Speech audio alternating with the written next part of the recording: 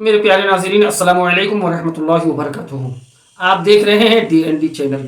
آپ سے گزارش، ویڈیو کو آخر تک ضرور دیکھیں۔ آئیے کچھ اسلامی باتیں سماعت کریں جو کہ قربانی کے تعلق سے ہیں۔ اور آپ نے ماسبق آپ نے اس سے پہلے کے ویڈیوز میں سماعت فرمایا کہ قربانی کس پر واجب ہے۔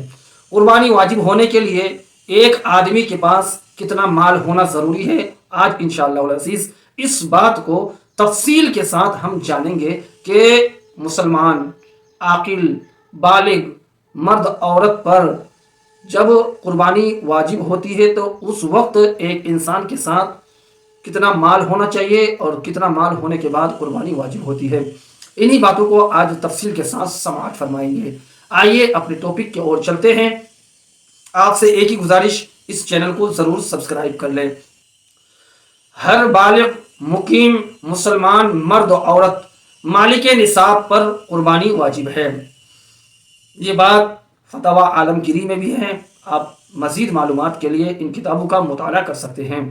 مالک نصاب ہونے سے مراد یہ ہے کہ اس شخص کے پاس 52.5 تولے چاندی یا اتنی مالیت کی رقم یا اتنی مالیت کا تجارت کا مال یا اتنی مالیت کا حاجت اصلیہ کے علاوہ سامان موجود ہو، اور اس پر یعنی اس مال پر اللہ تبارک و تعالی یا اس کے بندوں کا اتنا قرض نہ ہو جسے ادا کر کے ذکر کردہ نصاب باقی نہ رہے۔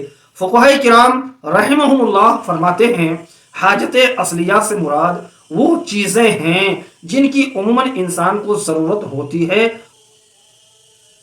اور ان کے بغیر گزرے اوقات میں شدید تنگی اور دشواری محسوس ہوتی ہے، جیسے رہنے کے لیے گھر، پہننے کے کپڑے، سواری کے لیے آج کے جدید ٹیکنالوجی میں جو بھی سواریاں موجود ہیں، مثلا بائک ہے، 4 ویلر ہے، اور پرانے زمانے میں جیسے سواری کے لیے اونٹ، گھوڑے، بوجھ ڈھونے کے لیے کچھڑ وغیرہ کا اہتمام ہوتا تھا۔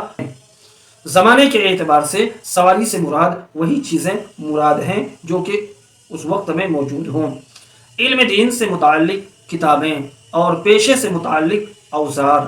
اگر حاجت اصلیہ کی تعریف پیش نظر رکھی جائے تو بخوبی معلوم ہوگا کہ ہمارے گھروں میں بے شمار ایسی چیزیں آج بھی موجود ہیں جو کہ حاجت اصلیہ میں داخل نہیں۔ چنانچہ اگر ان کی قیمت 52.5 تولہ چاندی اور 7.5 تولہ سونے کے برابر پہنچ گئی تو قربانی اس انسان پر واجب ہوگی۔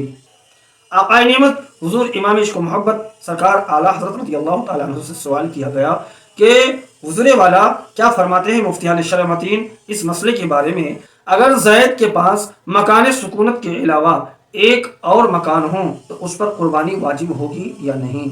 جواب میں سرکار اعلیٰ حضرت فرماتے ہیں قربانی اس شخص پر واجب ہے جبکہ وہ مکان اس کی حاجت اصلیہ کے علاوہ ہو، یعنی ایک مکان اشترا ہے اور اسے یا تو وہ بھاڑے پر دیا ہوا ہے یا پھر یوں ہی ویران پڑا ہے تو اس شخص پر قربانی واجب ہے۔ اسی ضمن میں ایک اور مسئلہ سماعت کرتے چلیں۔